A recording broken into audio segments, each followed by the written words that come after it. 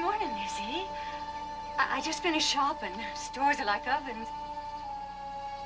Lizzie, what is it? Oh, Mrs. Churchill, do come in. Someone has killed Father.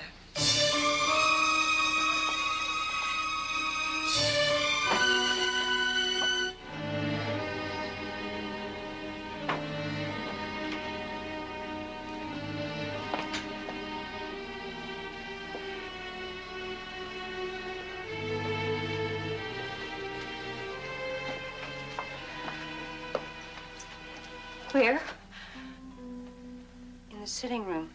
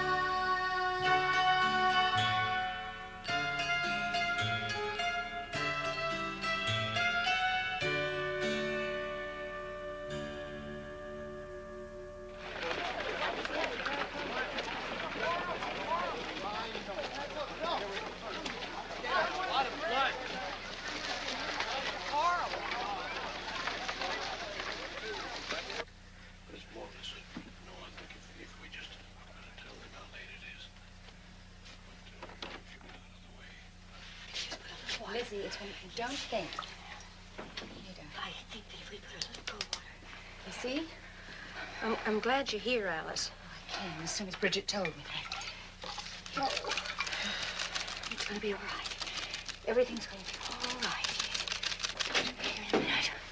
Be all right.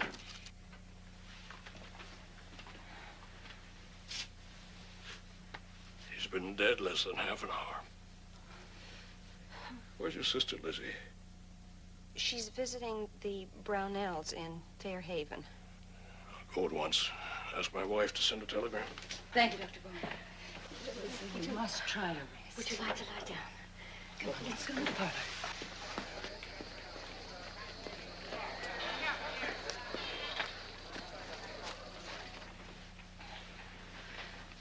Almost. There you are. I haven't seen your stepmother, Lizzie. Nor have I. Is Abby out? Yes, but I thought I heard her come back. She's probably in her room. There's nobody up back, Miss Lizzie. I looked when I fetched the sheet. Then try up front. She must be in the spare room. Please, Miss Lizzie. Oh, Maggie, do as I say. I'm not going up there alone. Oh, come along, Bridget. I'll go with you. Come on. Lizzie, you must get some rest.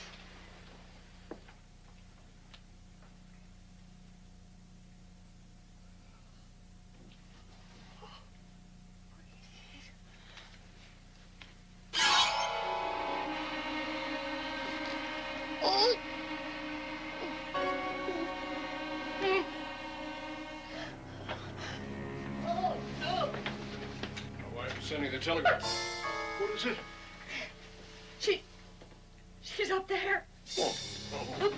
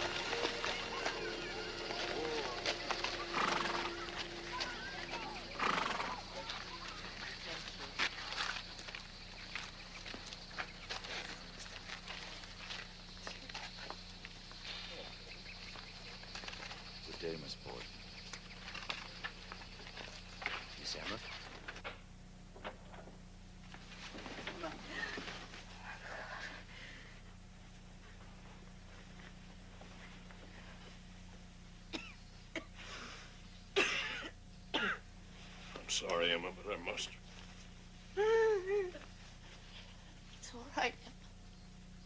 Oh, Alice. I'm so glad you're here. I'll stay as long as you need me. Thank you. Lizzie? She's in her room.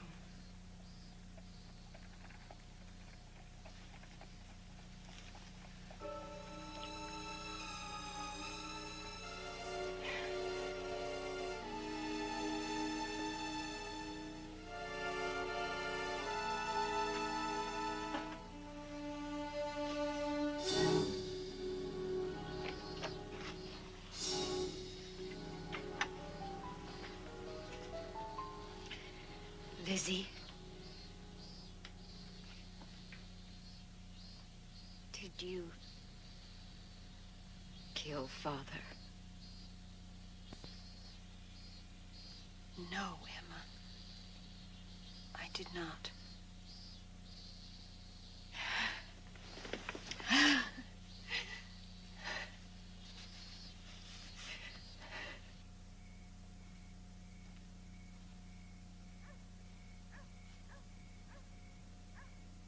No more, Emma. Please, no more.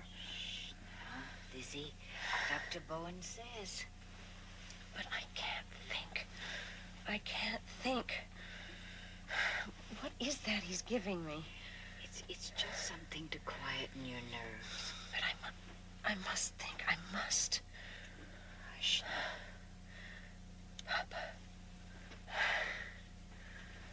Somebody killed Father. Why? Shh. Why? You must put all of that out of your mind now.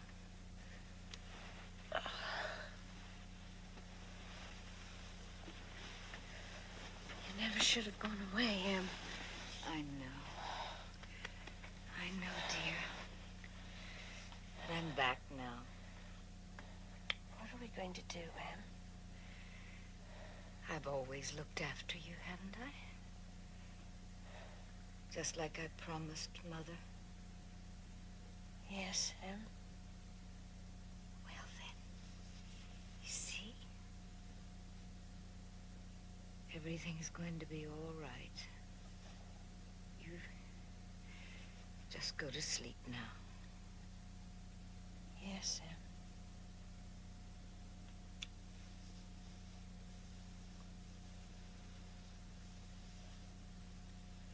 Forgive me, Father, for I have sinned.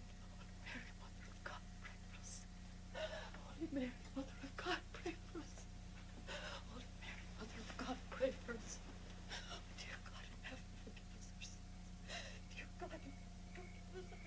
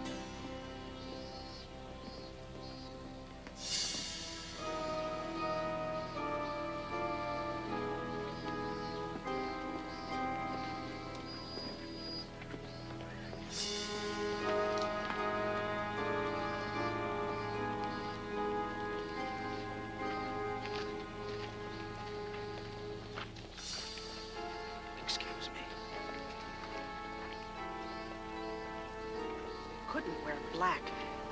At least veils. Not even a tear. It was a terrible ordeal.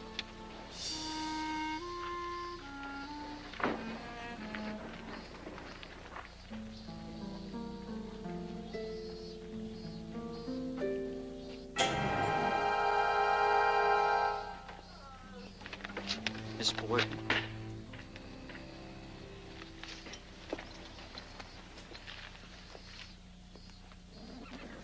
A word with you, sir. Who are you? Can't you see I'm busy? I'm City Marshal Hilliard with instructions for you. Instructions? After the family has left the gravesite, both bodies are to be taken to a receiving tomb where the heads are to be removed. Removed? And shipped to Dr. Edward Wood, professor of forensic medicine at Harvard University. By whose order, may I ask? His Honor, the Mayor. Naturally, the sisters are not to be told.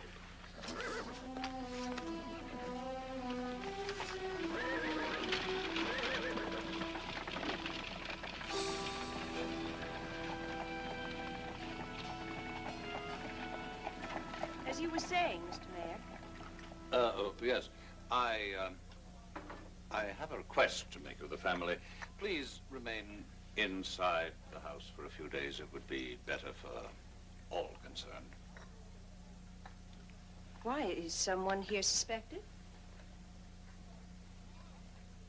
I want to know the truth. Lizzie, please don't upset yourself. I want to know the truth, Emma. Well, Miss Borden, as much as I regret to tell you, yes, you are suspected.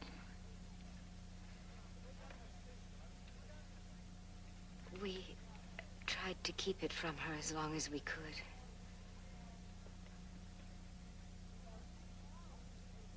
I'm ready to go now. Oh, that won't be necessary. If you're disturbed by the crowds out there, just notify the officer in the yard. Then I'm to be a prisoner in my own home? You shall have all the protection the police department can afford. Well, we shan't trouble you any further. Naturally, we want to do all we can to help in this matter. There will, of course, be an inquest, closed to the public if you prefer. Whatever you wish.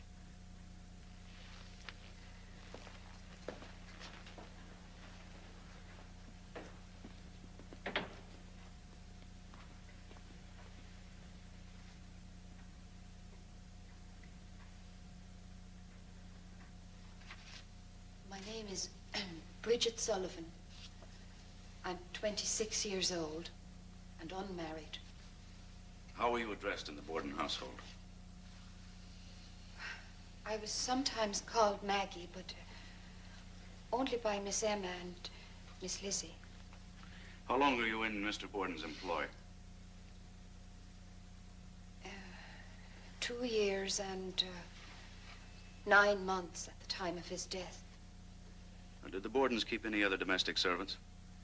Well, sometimes a young man came from the farm to chop wood, but he hasn't been round since last winter. Then you and Miss Borden were the only persons in the house the morning of the slayings, aside from the victims. Yes, sir. Now, Miss Sullivan, can you describe the events of that morning from the time you arose?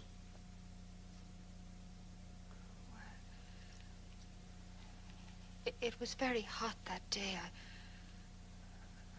I felt a sort of a dull headache as I got up. It must have been the mutton broth from the night before. Mutton broth? Yes, sir. We'd had it 5 days running. I see. And was Miss Borden also sick that morning? Not at all. At least she seemed fit enough to me.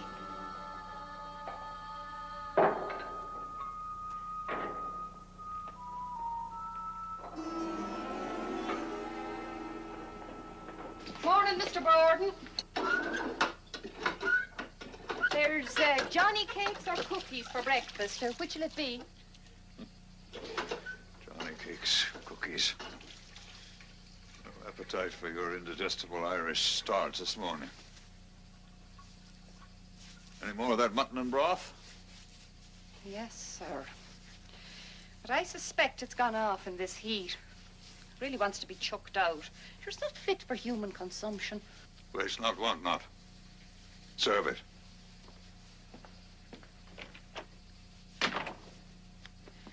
Mean old skinflint. Watch your tongue. I've heard you call him it often enough. Still, it's not your place.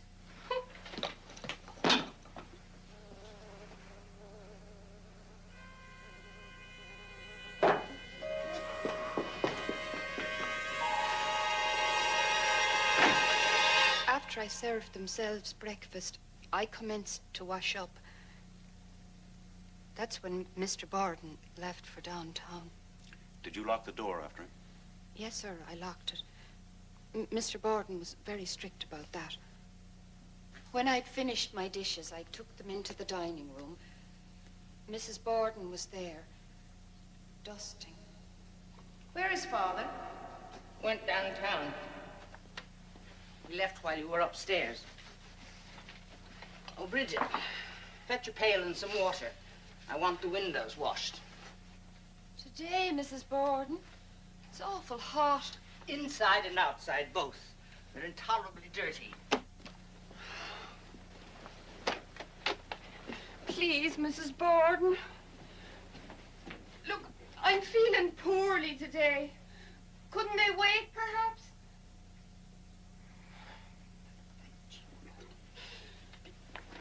Stinking, smelly cow. I went down into the cellar and got a pail and a brush and went outdoors. I started to work on the north side of the house. Maggie? You going to be out there long? Yes, but you needn't lock the door unless you want to. I can get fresh water from the barn.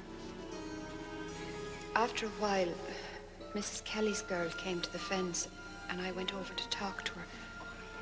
But then I went back to my work. There's an awful lot of windows in that house and I had to go to the barn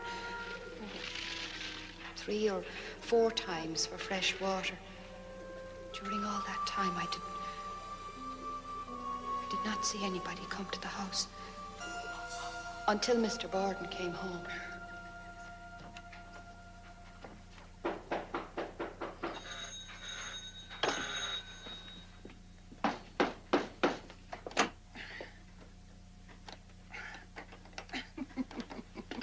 Blast him!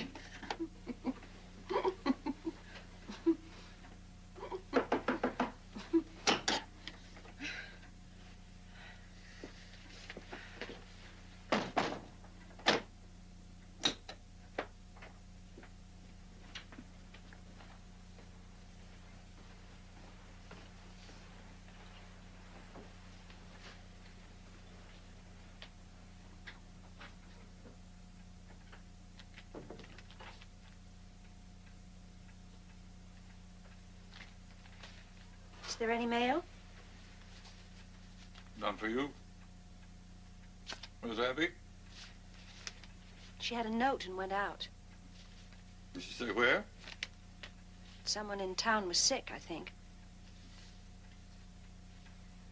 Would you like to take a nap before dinner?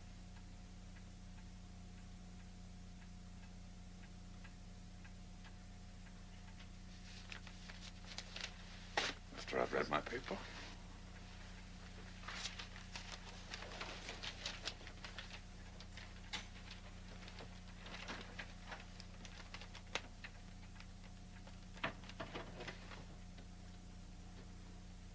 There's a cheap sale of dress goods at Sargent's this afternoon. 8 cents a yard. Aye, I'm going to have some. But not today in this heat. I feel too ill. Yes, you do look peaked. Why don't you finish those windows later? You can rest before the noon meal. I think I'll do just that.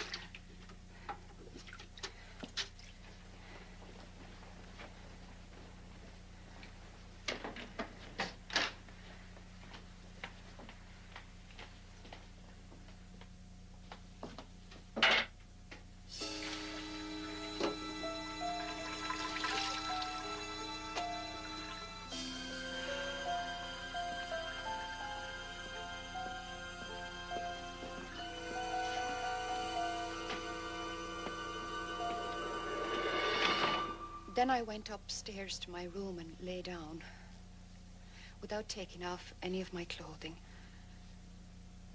I heard the City Hall clock start to strike 11.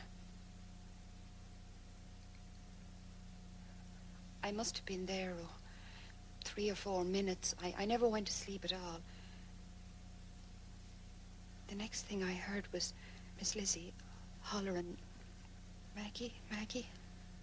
Up to the time Miss Lizzie Borden told her father about a note which purportedly came for her stepmother, had you heard anything about it from anyone? No, sir. I never had. Thank you. No further questions, Your Honor. And the witness is released unconditionally without bail.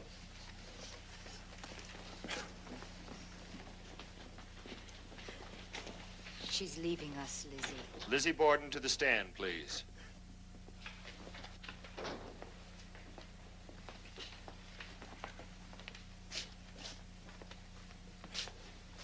Do you swear to tell the truth, the whole truth, and nothing but the truth, so help you God? I do. Please be seated.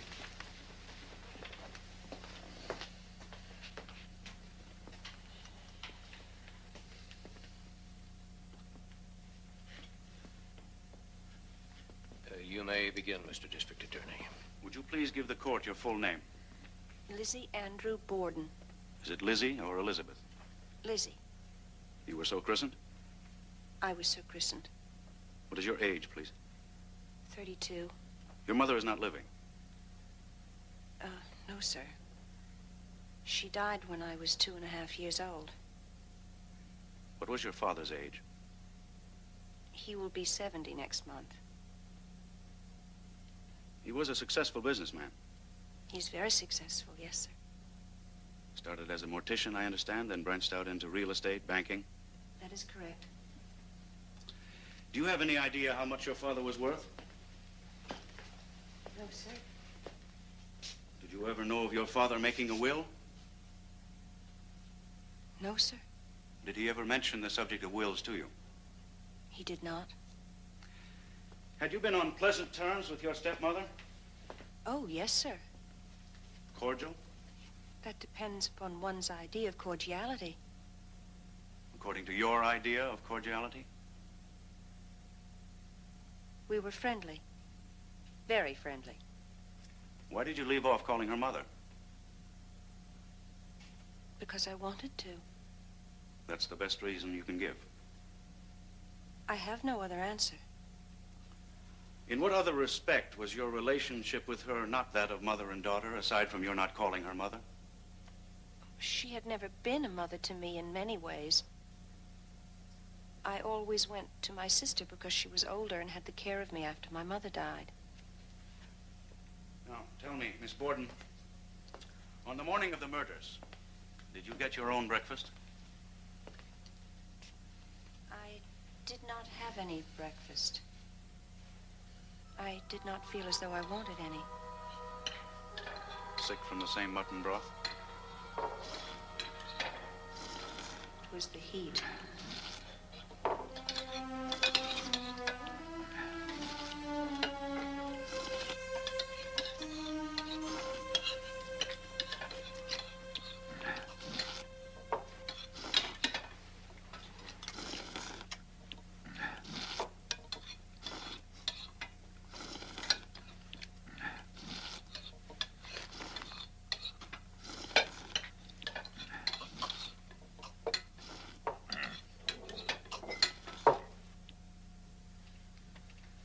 Would you repeat the question? We are trying to establish if you are certain you were upstairs when your father came to the house on his return. I think I was. Now, you remember, Miss Borden, you told me you were downstairs, not upstairs when your father came home. You've forgotten, perhaps? I don't know what I've said.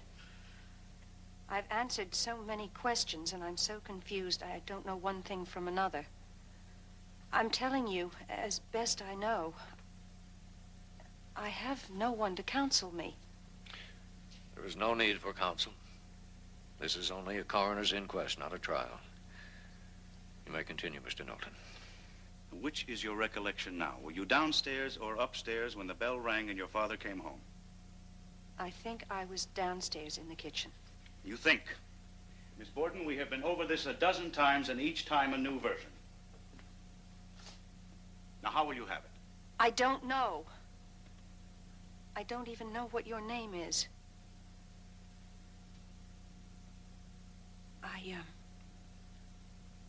I think, as nearly as I know, I think I was downstairs. When did you last see your stepmother?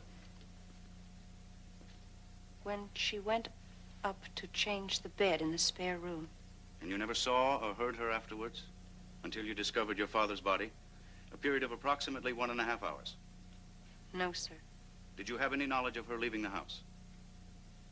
She said she had a note. Someone was sick. Did she tell you where she was going? No, sir. Did she tell you who the note was from? No, sir. Did you ever see the note? No, sir. Do you know where the note is now? No, sir. How long was your father in the house before you found him killed? I don't know exactly, because I had to go out to the barn. I don't think he could have been home more than 15 or 20 minutes. And what were you doing in the barn all this time? I needed some lead for a sinker. Did you say a sinker? Yes, sir. I was going to Marion on Monday to fish. I needed a sinker. And that's all you did? Look for sinkers? Yes, sir. In the loft. Do you think that would take you 15 or 20 minutes? I ate some pears up there. I asked you to tell me all you did. I told you all I did. I ate my pears. You stood there, eating your pears, doing nothing. I was looking out of the window. Stood there, looking out of the window, eating your pears. I should think so. How many pears did you eat? 3, I think. Now, can you tell us, Miss Borden, why it took you 10 minutes to eat 3 pears? I do not do things in a hurry.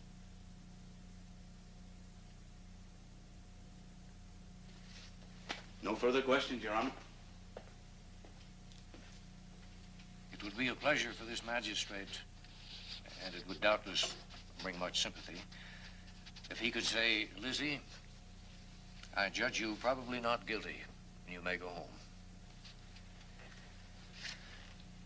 But let us suppose for just a single moment that this is a man before me. Suppose it was a man who was found in the vicinity of the murders, and it was he who discovered Mr. Borden's body. Suppose the only account he could give of himself here was unreasonable, contradictory. Would there be any question what would be done with such a man? So painful as it may be, there is but one thing to be done. It is the judgment of this court that you are found probably guilty, and you are ordered committed to await the action of the Superior Court.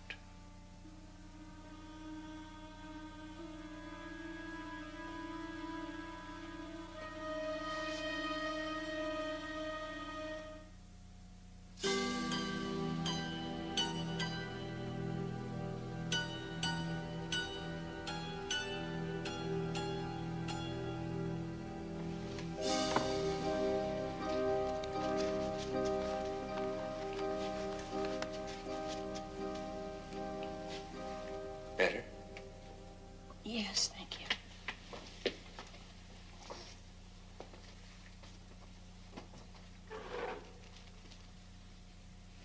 Please forgive me, but I now must ask you a very disturbing question. And I want you to give me a simple yes or no answer. Did you kill your father and Abby? As your family lawyer, I must hear it from your own lips. I'm sorry. I am innocent. That's all I need to know. Now, Mr. Jennings, you must tell me, what can I expect? I'm doing everything in my power to... The truth. You have an obligation to tell me. All right.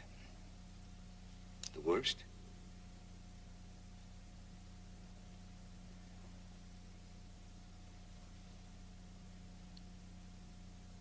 Death by hanging.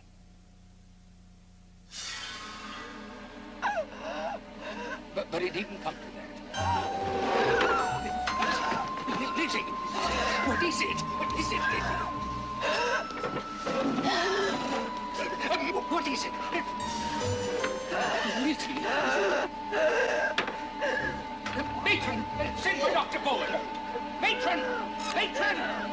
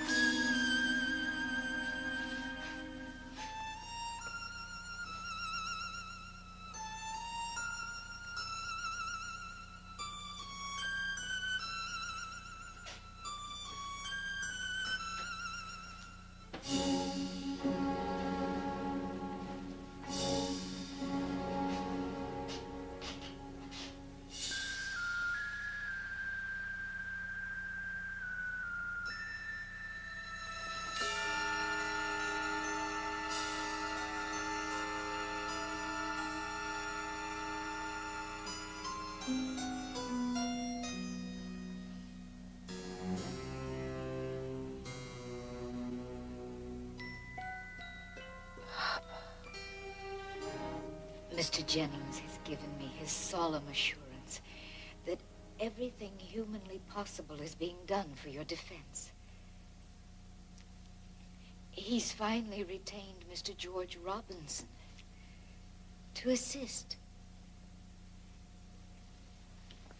Must have been all of the newspaper publicity that attracted him. Imagine. Our former governor is going to defend you. Must have cost a pretty penny. I've decided to pay for half of everything myself. I can't let you do that, Em. The cost would be ruinous. Even if it takes every last cent of my inheritance.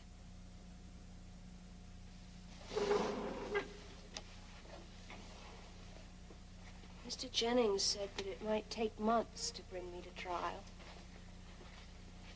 I don't know if I can stand it in this place that long.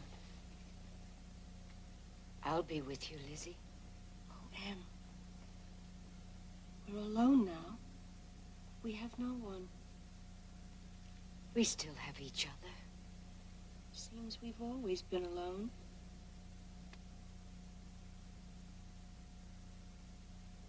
Poor Lizzie. Somehow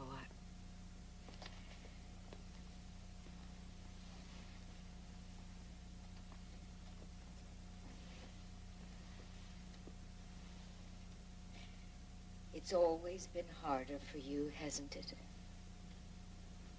Why do they speak so cruelly of me, Em? Who? District Attorney Knowlton. The newspapers.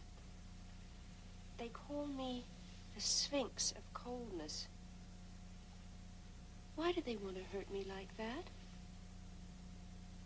Oh, Lizzie. I don't think they mean to. It's just that you're special. And special people have always been misunderstood. You know that? Oh, Em. I don't want to be special. I know, Lizzie. I know.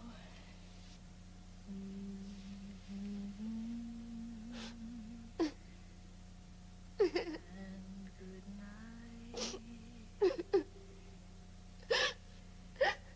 May thy slumber be died.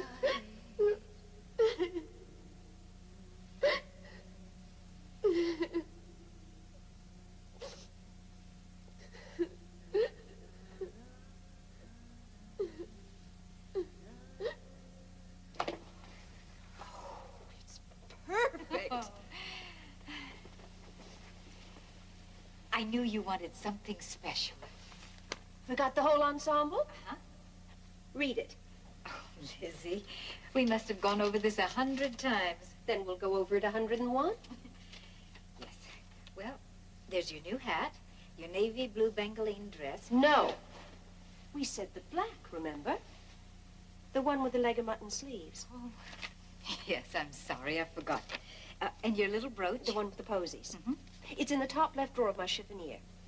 Oh, and don't forget my 6-button black kid gloves. I won't. Mr. Julian Ralph of the New York Sun says he's here for an interview. Oh, gracious, I completely forgot. Give me a moment, will you? You don't mind, do you, Em?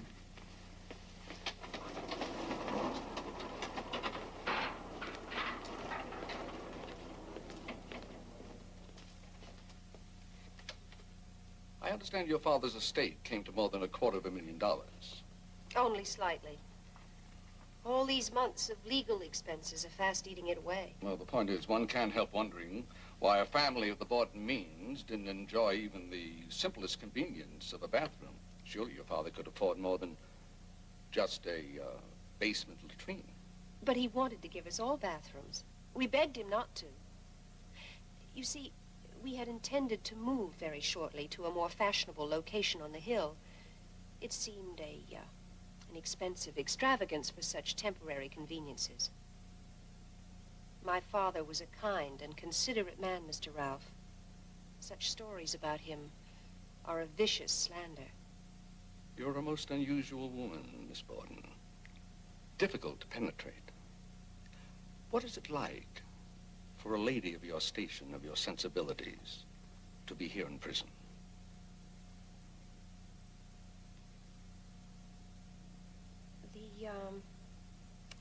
The hardest thing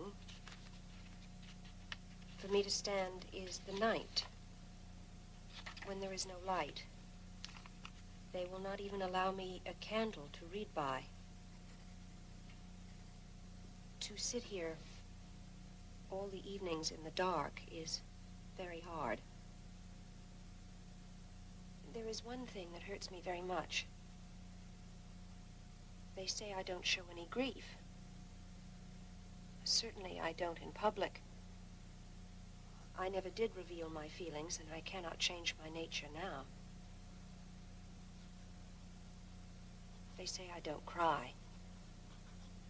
They should see me when I'm alone. Yet District Attorney Knowlton urges us to believe that Miss Borden is capable of any cold-blooded deed, even the murder of her father and his wife. Mr. Knowlton goes so far as to call her Sphinx of coldness, not even moved to wear mourning out of respect. But Miss Borden explains it so simply, so honestly. There was not a moment when I could think of such things as hat or dress. Somebody was talking to me all the time about the murders and asking me questions. Now here's the part that really galls. If people would only do me justice, that is all I ask. But it seems as if every word I utter is distorted and such a false construction placed on it that I am bewildered. There was not a trace of anger in her tone, simply a pitiful expression. Rubbish. Cheap feminist sentimentality. I told you public sentiment would be on her side. Lizzie Borden is the Sunday school teacher, Hosea. A devoted worker for temperance, Christian aid, and foreign missions. She is held in high esteem in this community, very high esteem. Mr. Mayor, that woman is a murderess. I hope you can prove that, Hosea. Oh, we'd better be on our way. Can't miss the opening session. Coming, Mrs. Knowlton? I'll be along shortly, Your Honor. You two go ahead.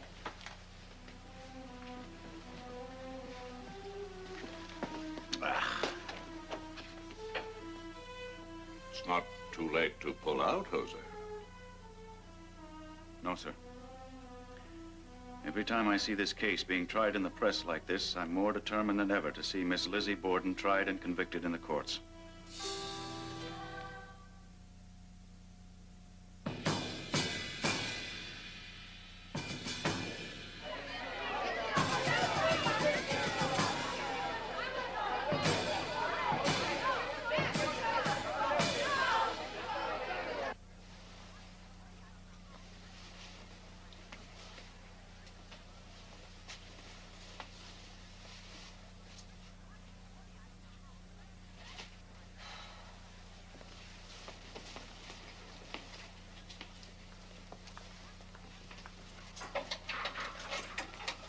Well, where are they?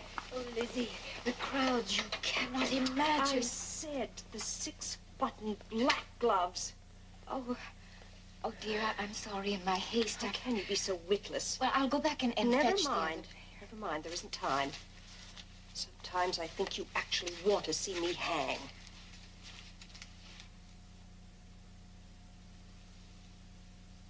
It's a very cruel thing to say, Lizzie. I'm sorry.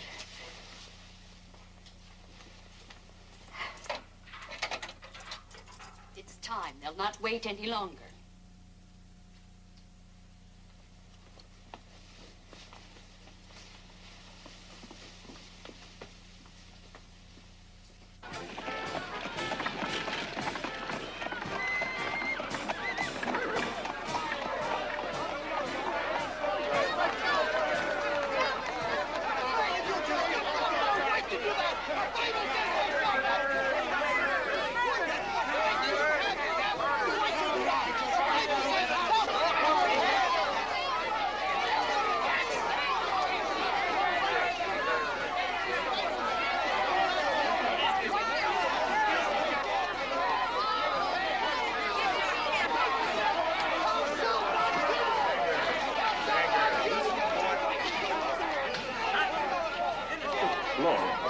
I suppose we can't blame them. They haven't had a good witch hunt in this state since Salem.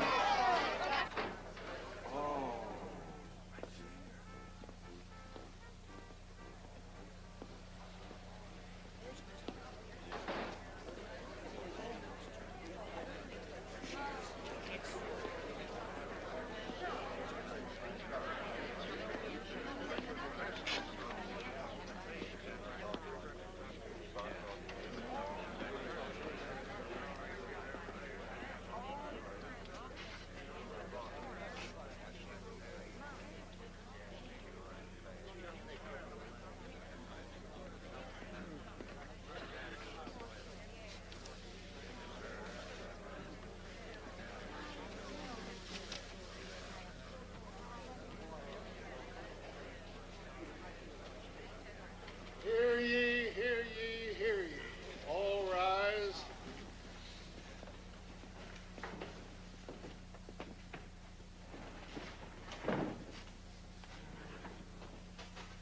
All persons having anything to do before the Honorable Justices Mason, Blodgett, and Dewey of the Superior Court for Criminal Business, now sitting at Bristol, draw near.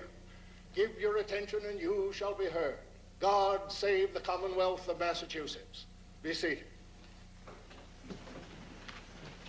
Now tell us, Miss Sullivan, did you ever have any trouble there in the Borden family? No, sir. A pleasant place to live? Yes, sir, I liked it. And for aught you know, they liked you. I suppose so. You never saw anything out of the way? No, sir. Ever saw any conflict in the family? No, sir. Never saw anything in the least, any quarreling or anything of that kind? No, sir.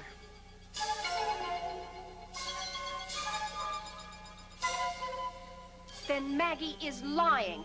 I swear to you, Father, I did not take the money from your desk.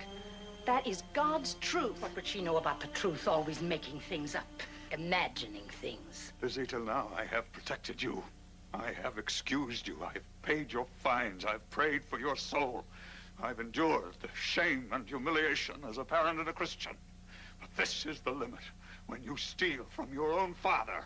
If I did, and I most certainly did not, would it be any wonder? Well, you talk of shame. What of mine when I'm forced to walk down the street year after year in the same old dresses? Oh, listen to her. Spoilt rotten she is. The way we live.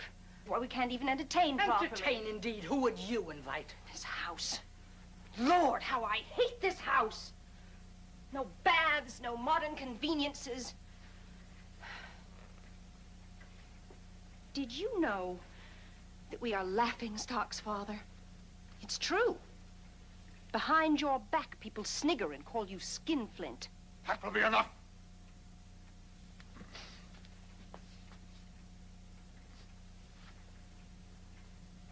I don't understand you, girl.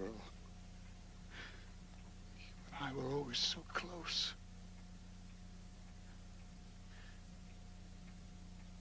Especially close. Yes, Father. Especially. Then why do you behave like this? I'm suffocating. Father, look at me. I'm 32 and practically a prisoner in this ugly old house. You're perfectly free to come and go as you like. And how far would I get on the paltry $200 allowance you allow me each year? Emma seems to manage. I noticed it didn't keep her from going on the grand tour of Europe 2 summers ago. Yes.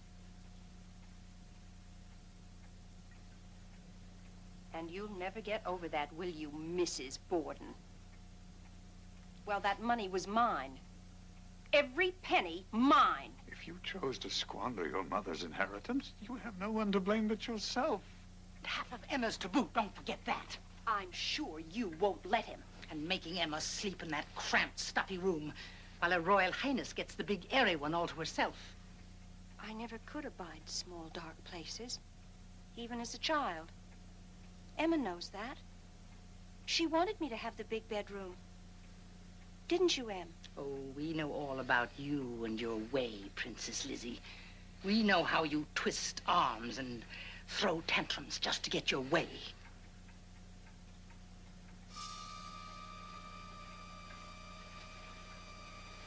If I were not a lady, I should twist your arm, Mrs. Borden, right out of its socket. I will have no more of this. I have warned you repeatedly, Lizzie.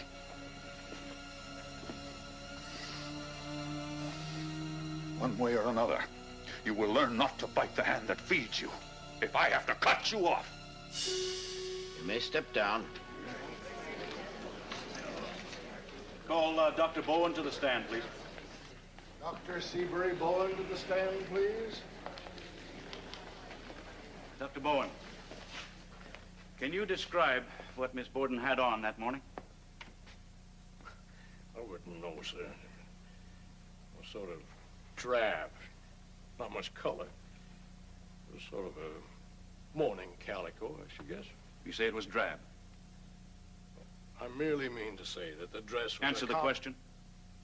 If you just wait a minute. No, answer the question. Did it appear to you to be a drab-colored dress? I am telling you, sir, I don't know. I didn't intend to try to describe a woman's dress at the inquest, and I do not intend to now. Well, perhaps you can at least tell us if it was this dress. Your Honors, really? This is the government's own witness. I am merely trying to establish whether or not the witness knows what the accused was wearing minutes after the last murder, and if he, a man of medicine, observed any blood on her. The witness may answer the question. I should think it was not that dress.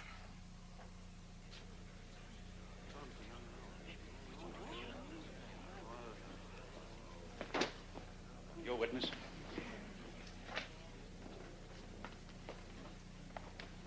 Now, Dr. Bourne, going back to the time, shortly after the discovery of the second body, were you summoned to Miss Lizzie's bedside to administer any medicine? Yes, sir. Miss Russell came to fetch me upstairs, and I gave Lizzie a preparation called bromocaffeine to quiet her nervous excitement and her headache. And did you subsequently administer any other medicines of that kind? Yes, sir. Sulfate of morphine. In what doses? 1/8 of a grain. However, I doubled that the next day. And how long did she continue having the morphine? All the time she was in the jailhouse. In other words, she was receiving regular injections of morphine all the time. Up to her arrest, through the hearing, and while confined in the jailhouse. Yes, sir. Tell me, Dr. Bowen, does not morphine, given in double doses, somewhat affect the memory? Change and alter the view of things? Doesn't it muddle the thinking, confuse the mind? Yes, sir. It does cause hallucinations. So that anyone giving testimony while under its influence might tend to seem contradictory, to give conflicting stories. Yes, sir. When did you stop giving her this drug? I've not stopped. She's still receiving it.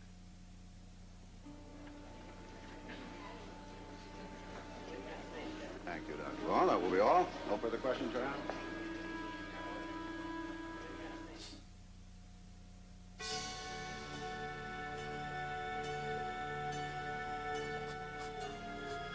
You mentioned that Miss Borden paid a visit to your home on the evening before the murders. That is correct. Can you tell us the purpose of that visit? Lizzie was very troubled. She said that she couldn't help but feel that something sinister was going to happen. Sinister. Yes. She said that her father was having trouble with his business associates, and that she was afraid that someone was going to do harm to him. She told me that the barn had already been broken into and all of her pet pigeons had been killed. I tried to reassure her that it must have been some of the local boys up to mischief. But Lizzie felt sure that it wasn't.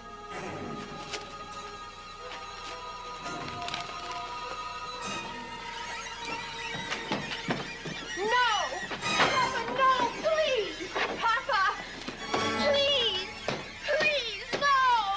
Not the pigeons, Papa, please!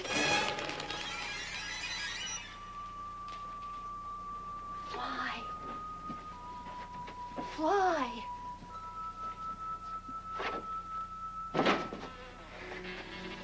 Papa, all those beautiful birds, why? Now let those young whippersnappers try stealing any more of my pigeons and see what they find. But they were mine. Yours? Let me remind you, girl, everything on this place belongs to me. What's mine is mine. And I will dispose of it as I see fit.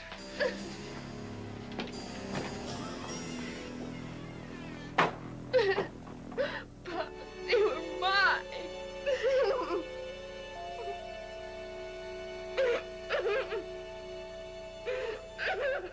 I tried to set her mind at rest. But Lizzie confided in me that even the house had been broken into in broad daylight when she and Emma and Bridget were at home. And as she left, she said that she wished she could sleep with one eye open for fear that they would come in the night and burn the house down over the family's head. And all this the very night before the murders. Yes. Was Miss Borden accustomed to making such nocturnal visits to you? Only on rare occasion. And this was certainly a most rare occasion. Now, Miss Russell, Can you tell us, please, about the incident which took place the day after the funerals, while you were still staying at the Borden house? An incident involving a certain Bedford court dress? Yes. That was on Sunday. Miss Lizzie, Miss Emma, and I had breakfast together. Bridget was not at home. I went up to the bedroom, and then when I came down, I saw Lizzie standing there with the dress in her hands.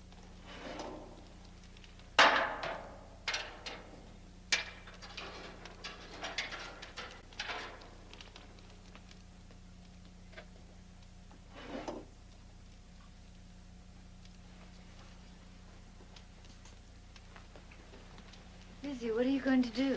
I'm going to burn this old thing. It's covered with paint. Lizzie, I wouldn't do that where people can see me.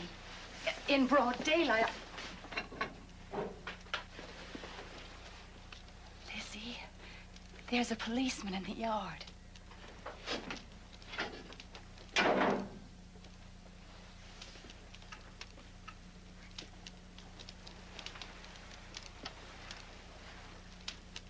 That is probably the worst thing you could have done. What if they ask us about that dress? Why did you let me do it? Why didn't you tell me?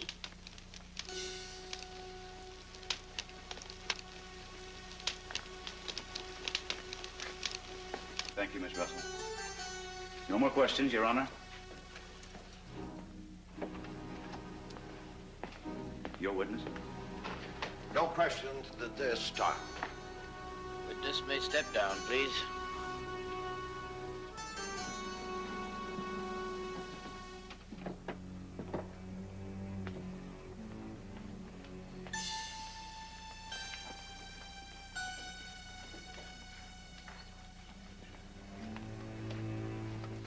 The woman's a fool. She needn't have testified to that.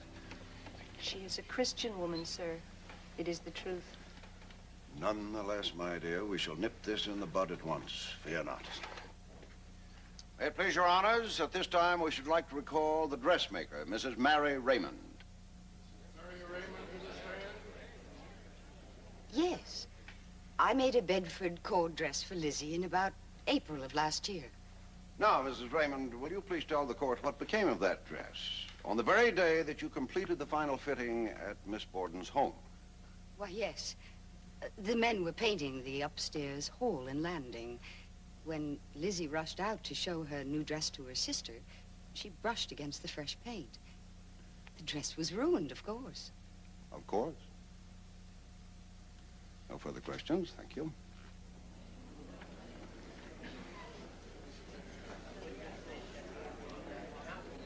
Now, Mr. Hilliard, can you tell us if this was the hatchet you found in the box behind the chimney in the Borden cellar? It looks like it. The handle was broken like this? Yes, sir. Broken up close like that. Mm-hmm. Did you observe anything peculiar about the break in the handle at that time? I did. It was a fresh break, a new break. Thank you. No more questions, Your Honor.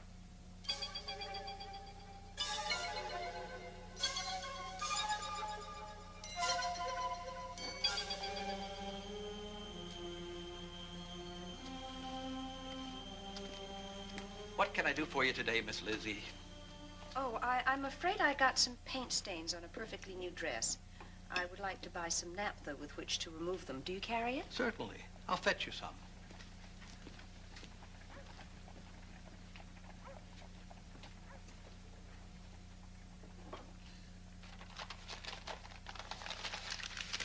I imagine a pint will do. Oh, yes, that's perfect. Thank you. Please send the bill. Mm-hmm. Good day. Good day. Miss Borden took something. What? I couldn't quite see, but I'm sure she took something. Doesn't matter. Why didn't you stop her?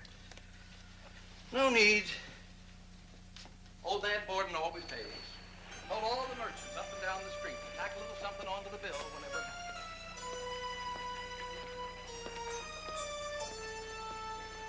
Miss Borden asked to buy 10 cents worth of prussic acid. Naturally, I informed her we did not sell prussic acid unless by a physician's prescription. And what did she say to that?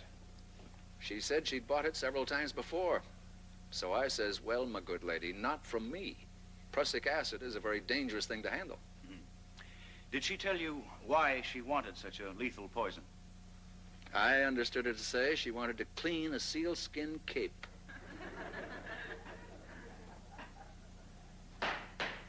Order in this court. Your Honors, I must protest the use of such testimony. As part of the defendant's inquest testimony, it is perfectly admissible. I am trying to prove prior intent. Your Honors, may we have a ruling on the admissibility of my client's testimony at the inquest? It was taken at a time when she was under arrest and denied counsel.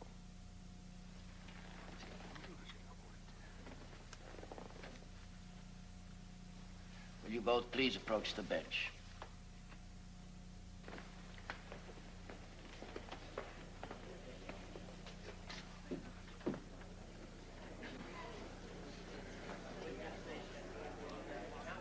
Inadmissible. Every bit of her inquest testimony inadmissible because that fool Judge Blaisdell denied her proper counsel. Terrible, Bluff. Terrible. I built my entire case on her inquest testimony. Now I've got nothing. What about Miss Russell's testimony?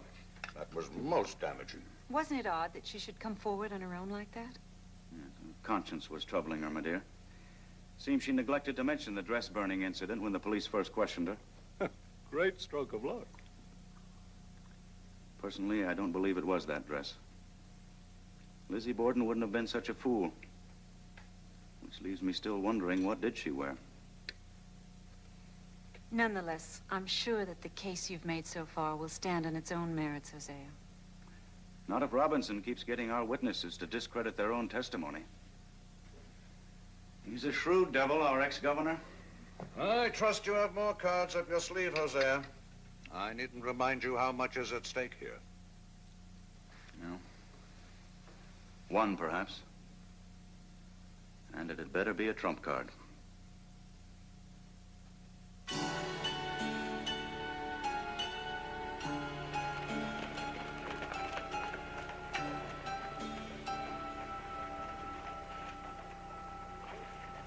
On August 10th last, at the Harvard Medical School, where I'm professor of chemistry, I received the evidence there exhibited. Briefly, Dr. Wood, can you tell us the results of your examinations? The hair on that hatchet, for example? It did not match the samples of hair from either victim. It is animal hair, probably cow's hair.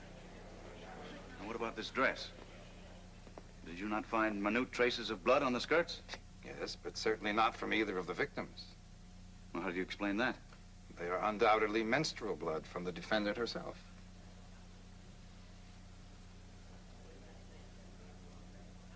Well, let me ask you, Doctor, if this hatchet could have been used and then cleansed so as to remove any trace of blood.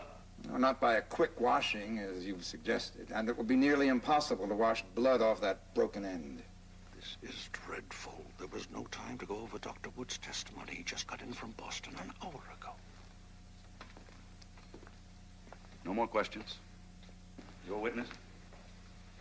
In other words, Dr. Wood, assuming the assailant wore the same clothing during both murders, he most probably would have been splattered with blood from head to foot. Is that right? In my opinion, yes. And yet every witness has testified that the accused showed no signs whatsoever of blood upon her clothing just moments after the last murder. Thank you, Your Honors. No further questions. Don't make me laugh. Don't make me laugh. Don't make me laugh. Don't make me laugh. You know as well as I they'd turn me out on the cold if anything happened to you. What more can I do? You can draw up another will. Put everything in my name. Let me see to their needs. It's little enough to grant your poor defenseless widow. Don't rush things, woman. I'm not dead yet. I'll not be turned out into the streets to starve like a stray dog. She could live off her own fat for years. You owe me that much. All right, all right. I'll see my lawyer next week. Now, please get some rest. I'll see her dead first. Lizzie, you can can spend the rest of your life begging crumbs off that old sow. Not I.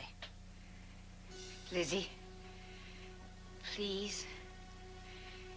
You always frighten me when you get like this. He must never make a new will.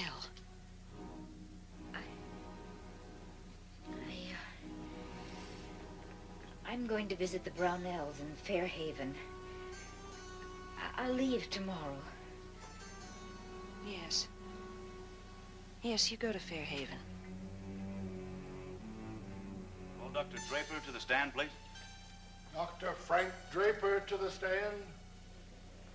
Were you able to determine the size of the cutting edge of the murder weapon from any of the wounds, Dr. Draper? Not from Mrs. Borden's skull, but I was able to effect a conclusion from Mr. Borden's skull. In that case, though I deeply regret it, I shall have to ask your colleague, Dr. Wood, to produce the skull in question. Very well.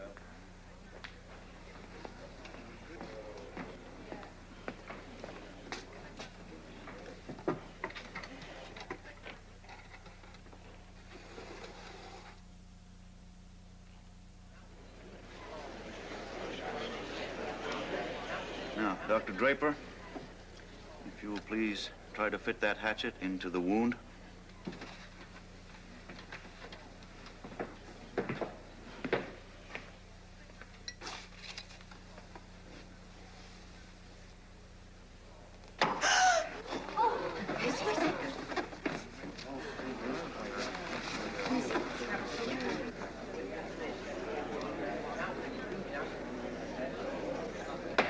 Order in the court. Order in the court. This court will be adjourned till 9 o'clock tomorrow morning.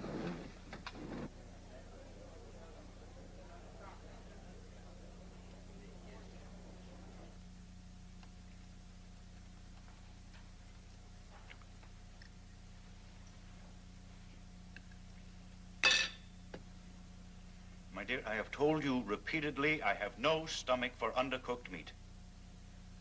Let me get you something else. Oh, never mind. Lost my appetite anyway. Just some coffee. I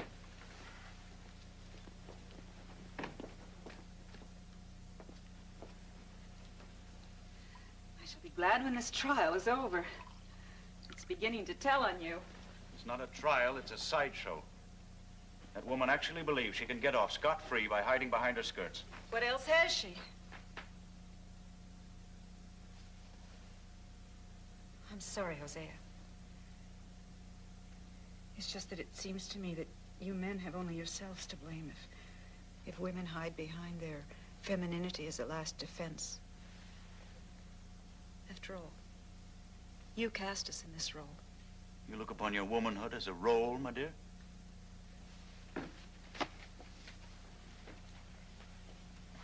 It's not always a convenient part to play.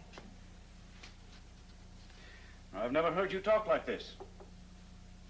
Next, you'll be asking for the vote. I gather you sympathize with this murderess. She has not as yet been found guilty, Hosea. But you do sympathize with her. Certainly not with her deeds. But perhaps with her motives. Her motives? Now, what would you know about her motives? I should think a great deal, Hosea. You have no idea how unbearably heavy these skirts can be at times.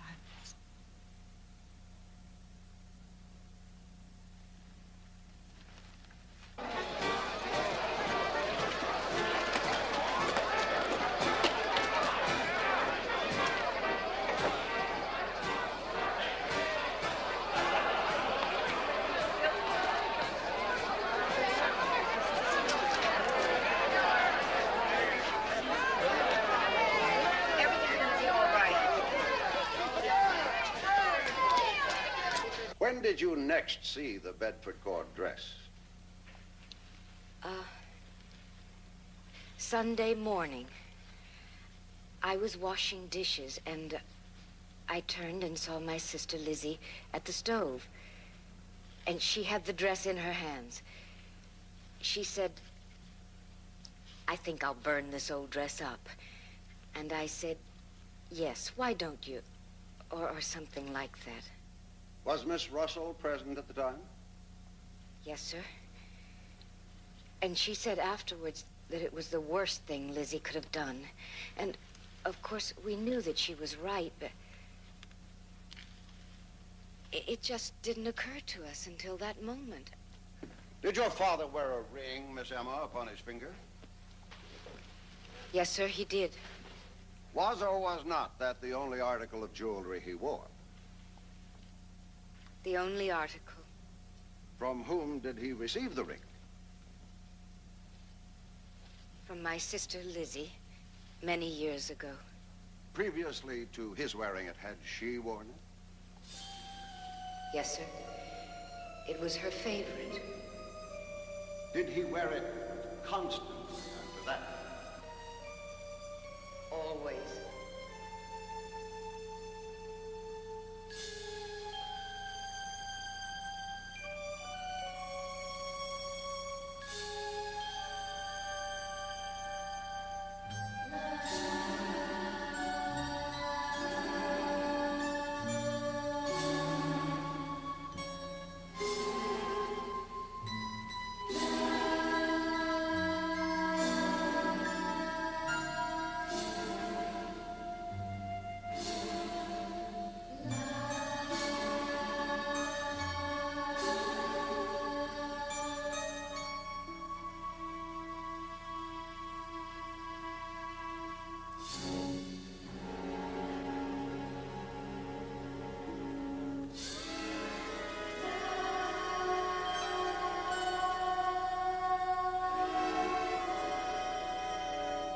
So old.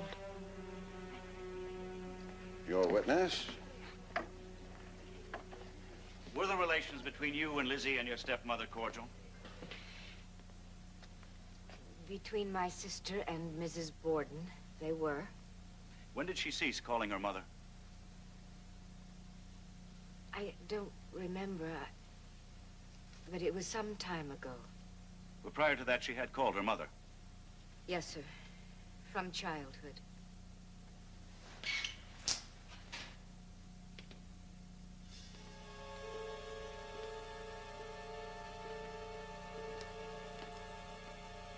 Mrs. Borden says you're not to work too late, Papa. I want you to call her mother, Lizzie. She's not my mother. My mother's dead.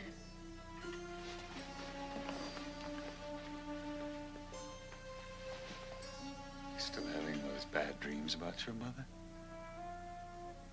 Oh, it was a long time ago. Besides, death is nothing to be afraid of, Lizzie.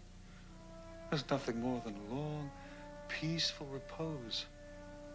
Do you remember Sleeping Beauty? Well, then, look. Look. See how serene she looks? Feel.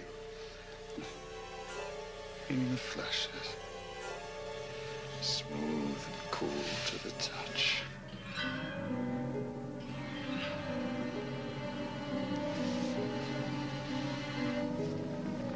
Oh, Liz, you mustn't be afraid. Gentlemen of the jury, let me remind you of those touching words. The eyes that cannot weep are the saddest eyes of all.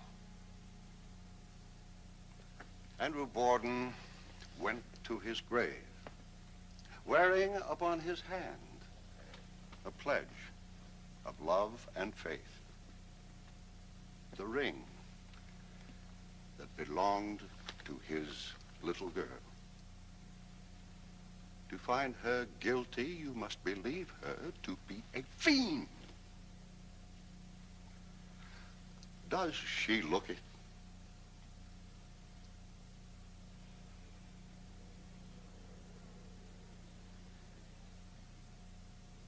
Lizzie Andrew Borden.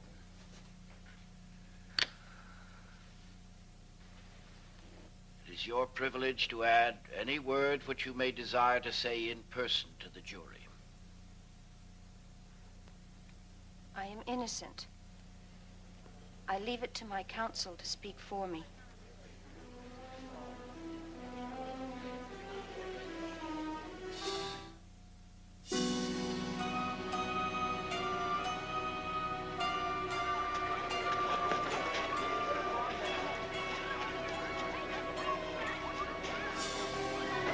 They're coming in! They're coming in! The jury is coming in!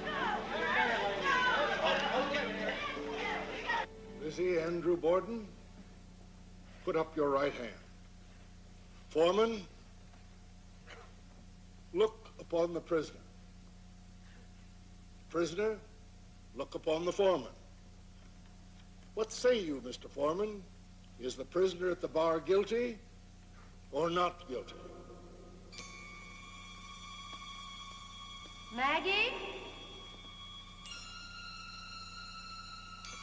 You going to be out there long? Yes, but you needn't lock the door unless you want to. I can get fresh water from the barn.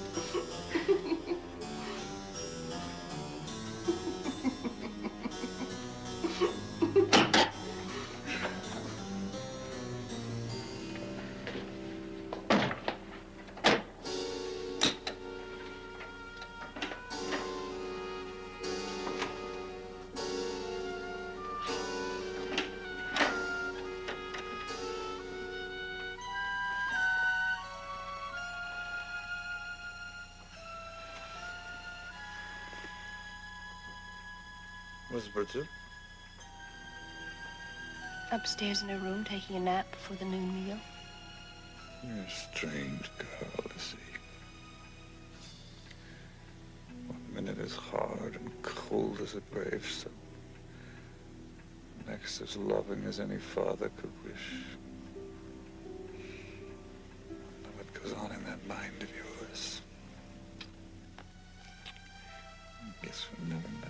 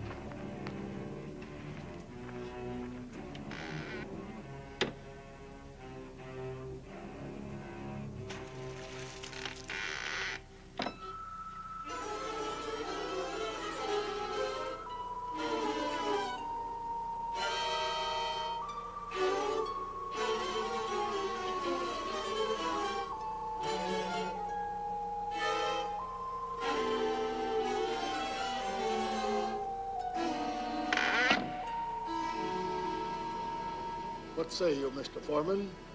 Is the prisoner at the bar guilty or not guilty?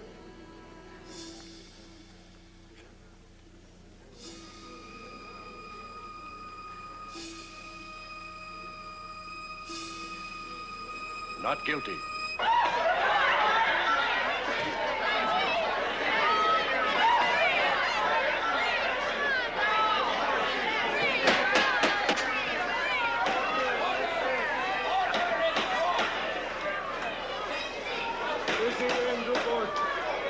Lizzie Andrew Borden, the court orders that you be discharged from this indictment and go thereof without delay. Emma! Emma!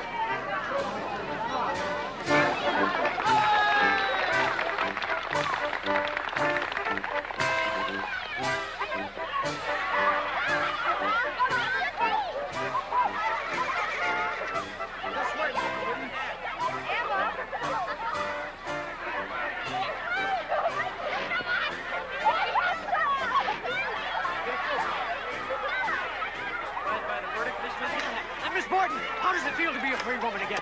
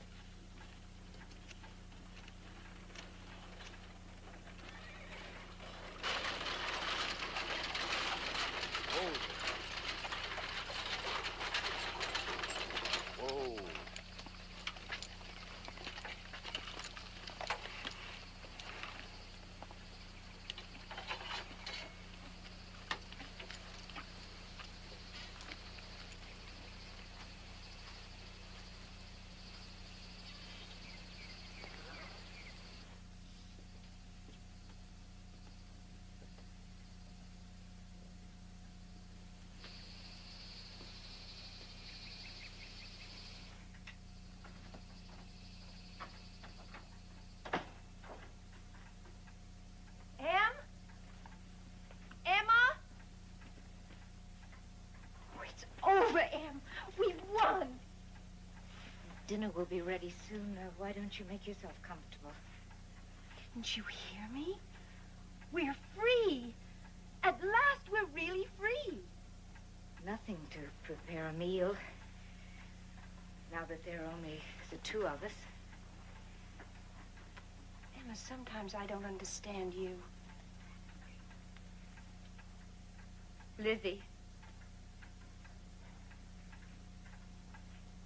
I'm only going to ask you this once more, and then I shall never mention it again as long as I live. Did you kill Father?